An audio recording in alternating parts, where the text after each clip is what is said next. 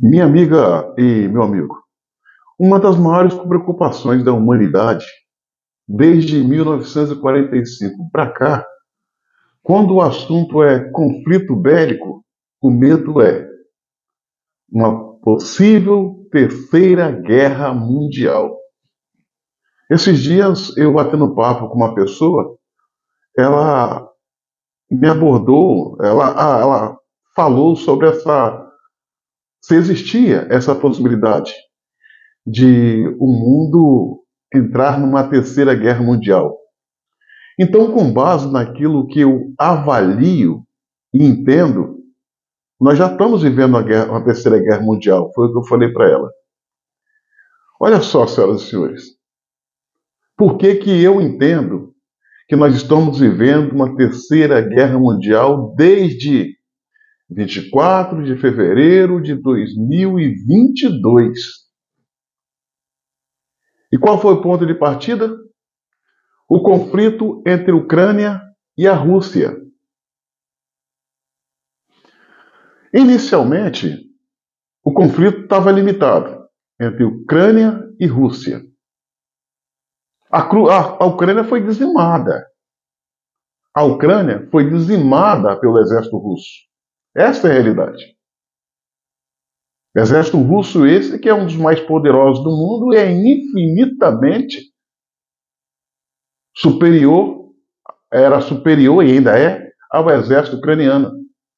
Embora que os soldados ucranianos são valentes, os caras são guerreiros, mas contra uma superpotência militar, a Ucrânia não é compatível. Mas aí, aonde é que entra a Terceira Guerra Mundial? Vamos lá. Nós já temos conflitos bélicos em todas as regiões do mundo, com exceção, com exceção das Américas. Nós temos o conflito no Oriente Médio, Israel contra Hezbollah, contra Hamas, contra o Irã. Nós temos os Houthis no Iêmen contra Israel, Oriente Médio. Ali é o Oriente Médio. Agora vamos para a Ásia.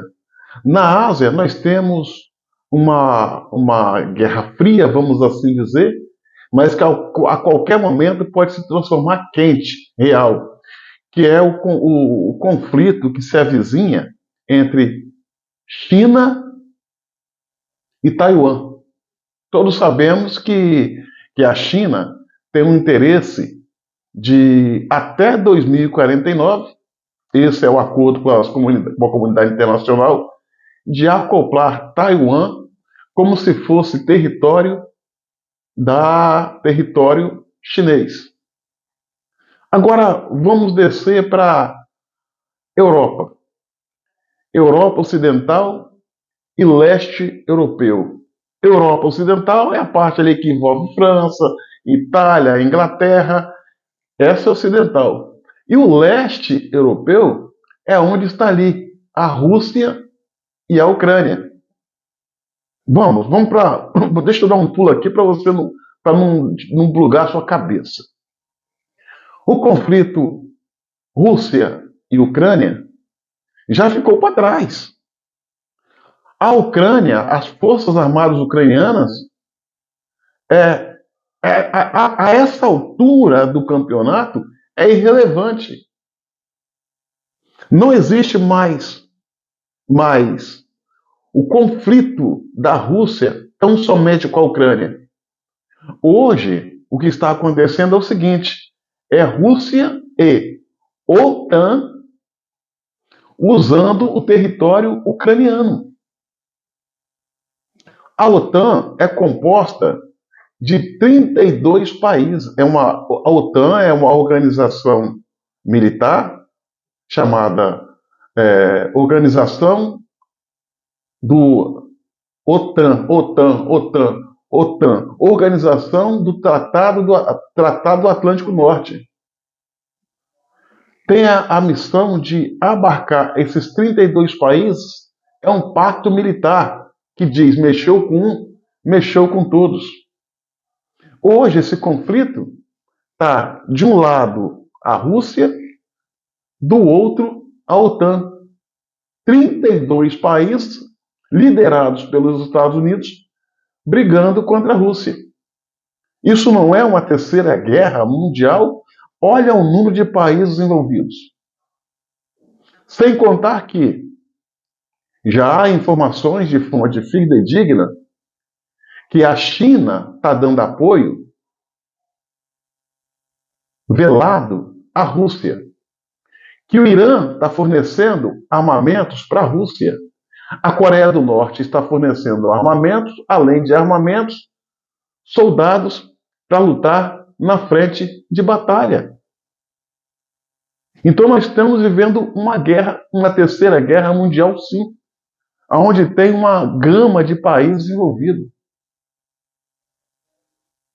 Então a situação que as pessoas achavam que temia que fosse acontecer, está acontecendo. Nós estamos, na minha avaliação, tá? Na minha avaliação, no meu ponto de vista, nós já estamos no meio de uma terceira guerra mundial. Na Segunda Guerra Mundial, o Brasil participou. O Brasil participou brigando contra a Alemanha de Adolf e a Itália de Benito Mussolini. Aí você pergunta, e agora? O Brasil onde está? O Brasil também está nessa guerra. O Brasil também está nessa guerra. O Brasil escolheu um lado nessa guerra. Mandou armas? Não. Mandou homens? Não. Mas tem ali o apoio diplomático, tem ali as suas conversações. E o lado do Brasil nessa guerra, sabe qual é? O lado da Rússia. O lado da Rússia. O lado que hoje tem China, que tem Coreia do Norte, que tem Irã. O Brasil escolheu o lado. O Brasil resolveu ficar contra o Ocidente e a favor desses países chamados o eixo do mal. Tanto é que o Brasil tem um estoque de munições que não usa e que essas munições são muito caras. O que a Alemanha queria fazer? Comprar essas munições do Brasil. O Brasil se recusou a vender essas munições para a Alemanha, porque a Alemanha tinha a pretensão de doar essas munições, possivelmente compradas, para a Ucrânia. E a Ucrânia ia atacar a Rússia. O Brasil, sabendo que era para essa finalidade, disse não, não vamos vender. E tem um outro detalhe. Até alguns dias atrás, a gente podia dizer que a Ucrânia estava resistindo às investidas da Rússia. Hoje nós podemos dizer o contrário. É a Rússia que está resistindo ferozmente às investidas da OTAN. Organização do Atlântico Norte, OTAN. E digo mais, senhoras e senhores, o exército ucraniano está esfacelado. Muitas vidas foram perdidas em campo de batalha. Você, para ter uma ideia, a Rússia é uma potência, não é? Pois bem, a Rússia é infinitamente superior à Ucrânia, não é mesmo? Pois bem, presta atenção. A Rússia perdeu, num campo de batalha, por mortes em virtude dela, mais de 150 mil soldados. Vou repetir, para não ter dúvidas. Mais de 50 mil soldados russos perderam sua vida no campo de batalha. É um exército superior. Agora, imagina quantas pessoas, quantos soldados da Ucrânia não perderam suas vidas. A situação da Ucrânia é tão desesperadora que eles estão pegando pessoas na rua à força. Eles estão pegando até jovens com problemas de ordem mental para mandar para o campo de batalha, porque não tem mais soldado, o exército foi esfacelado. E hoje quem está brigando, disparando, trocando tiros com a Rússia é a OTAN. Armas da OTAN, treinamento da OTAN e soldados da OTAN. Mas como os soldados da OTAN participam desses conflitos? Eles não participam de forma oficial, identificados como sendo soldados dos exércitos regulares. Não. Soldados têm o seu processo transformado em voluntários e mercenários. E estão indo lutar contra a Rússia. Hoje o que a gente vê, muito mais que soldados genuinamente ucranianos, são aos milhares, voluntários, entre aspas, e mercenários, que na verdade são homens que saíram e pertencem às forças armadas dos países que pertencem a esse bloco militar OTAN. Para se ter uma ideia, ao longo desse conflito, quatro generais americanos já foram mortos. O que eles estavam fazendo lá? Estudando? Fazendo turismo? Não, na frente de batalha. E todos os soldados mercenários pertencentes e mantidos pela OTAN, quando chegam na Ucrânia, a Rússia tem uma boa informação no campo de batalha, descobre onde é o hotel que ele se encontra, ou o alojamento, e bombardeia. Às vezes, eles dizimam um pelotão inteiro, muito antes desse pelotão entrar em combate. É uma guerra extremamente feroz. E nós estamos vivendo a Terceira Guerra Mundial. No início eu falei que as Américas não tinham conflito, não estava fazendo parte desse conflito que eu entendo ser a Terceira Guerra Mundial. Me permita, em tempo, fazer uma correção. Nós temos os Estados Unidos, que é o principal país do continente americano e que lidera a OTAN e está enfiado até o pescoço nesse conflito. Então, nenhum continente escapa. Fazer essa correção. E quer que eu fale uma coisa para os senhores? Não é torcida, é análise. Não é torcida, é análise. A economia da Rússia continua de vento em polpa. 2 anos se passaram. 2 anos se passaram. A OTAN não conseguiu expulsar a Rússia dos territórios ucranianos. Por causa desse conflito, a economia dos países europeus envolvidos estão andando de lado. Cada dia que passa, a Rússia avança mais dentro do território da Ucrânia. Para se ter uma ideia, a Rússia já tomou 22% do território ucraniano, o que equivale a 3 países europeus: Bélgica, Luxemburgo e Holanda. E um detalhe: pegou a parte que tem as terras mais férteis daquela região. Sem contar que hoje a Rússia, por ter tomado essa região, ela tem acesso ao Mar Quente. Ou seja, como todos sabemos, a Rússia, a maior parte do seu mar é gelado. E isso dificulta a escoação da carga, enfim, mar gelado. É preciso uma época do ano para acontecer o degelo e a navegação ser tranquila. Porém, esse mar, que é ali perto da Crimeia, que a Rússia tomou da Ucrânia, é mar quente, não gela. Então, senhoras e senhores, nós estamos vivendo uma terceira guerra mundial. O que a gente precisa fazer não é pedir a Deus para que a guerra comece. Já começou. Nós temos que pedir a Deus é que intervenha para essa guerra acabar. Muitas, muitas, muitas vidas de ambos os lados já foram perdidas.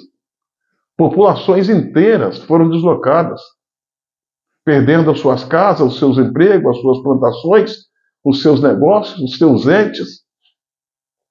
E é triste dizer, mas é a mais pura verdade. Esse conflito, nesse conflito, quem está saindo vitorioso é a Rússia. A Rússia. A Rússia ela está com poder de fogo jamais visto. Ela conseguiu se aperfeiçoar em plena guerra. É como alguém que troca o pneu furado de um carro com um carro em movimento. A Rússia é um país que sempre viveu de guerras. Das 219 guerras que a Rússia participou, ganhou 179. O pessoal vive disso. Quando eles não têm nada para fazer, eles arrumam a guerra. E, lamentavelmente, faltou a habilidade dos líderes mundiais para fazer com que a coisa não escalasse como escalou. Terceira Guerra Mundial. E se você for botar na ponta do lápis, tem em torno aí envolvido em torno de uns 40 países ou mais. A Ucrânia acabou, a Ucrânia foi esfacelada, o Estado da Ucrânia não existe mais. Para você ver o grau de insanidade dessa guerra. E ela acontece. Todos os santos dias tem pessoas perdendo as suas vidas. Repito, ela tem prazo para acabar. Essa guerra, a população da Europa, dos países envolvidos, já está cansada. Está cansado desse conflito. Muito gasto, não tem resultado. A economia desses países estão todos fragilizados, está fragilizada. A Alemanha está andando de lá. A Alemanha, que é a quarta economia do mundo e a primeira da Europa, está andando de lado. E isso se dá por falta de habilidade dos líderes mundiais. Aí a gente vê de um lado, né? Xi Jinping, o líder ditador da China. A gente vê o autocrata, o líder da Rússia, Vladimir Putin, que deita e rola em cima de líderes fracos como o Olaf Scholz da Alemanha, Trudeau no Canadá, Joe Biden nos Estados Unidos, deita e rola. Deita e rola. Se o mundo tivesse lideranças firmes, estadistas, de posição, que não vivesse de lacração, talvez essa guerra não teria começado. Talvez os estragos não seriam tantos. Mas a gente vive uma onda de líderes fracos. Olha no Brasil o que nós temos. Olha no Brasil o que é que nós temos para chamar de presidente da República de um país de 203 milhões de habitantes, que é a oitava economia do mundo. Luiz Inácio Lula da Silva, um ex-presidiário, que não tem noção de pátria, não tem noção de honra, analfabeto, alcoólatra. Esse é o tipo de gente que está comandando o mundo nos dias de hoje. Aí nós pegamos ditadores com sangue nos olhos, faz o que faz. Essa guerra ela não vai mais longe, essa guerra ela tende a acabar. Já era para ter acabado. Mas essa guerra só vai acabar, infelizmente, porque demorou muito, já era para ter acabado, ela só vai acabar depois das eleições nos Estados Unidos, as eleições americanas, que ocorrem no dia 5 de novembro deste ano, daqui a 15, 16 dias. Aí depois já se começa a discutir como vai ser o final desse conflito. Eu adianto para você. Eu adianto para você o que vai acontecer. Todos os territórios ocupados pela Rússia vai ficar com a Rússia. A cabeça do Zelensky vai ser entregue se ele não fugir do país. Na verdade, o Ocidente nesse conflito saiu derrotado. A OTAN saiu derrotada. Se eles fossem vitoriosos, já teria botado a Rússia para correr, já teria feito o Putin se curvar. Mas esse louco, cada dia, cresce mais. E ele não vai parar por aí. Ele vai esperar uns 6, 7, 10 anos e vai invadir um país ali qualquer, do antigo leque de influência da Rússia, uma Lituânia, talvez, uma Geórgia, talvez. Tudo por causa de homens fracos comandando o mundo, que estão mais preocupados com lacração, com gênero, em atacar o cristianismo. Então, nós estamos vivendo, sim, uma terceira guerra mundial. Nós temos que pedir a Deus, não é para que essa guerra continue, que essa guerra comece, porque ela já começou. O que nós temos que pedir é que Deus intervenha e faça com que ela pare. Porque alguém disse um dia, não importa o motivo da guerra, a paz é mais importante que ela.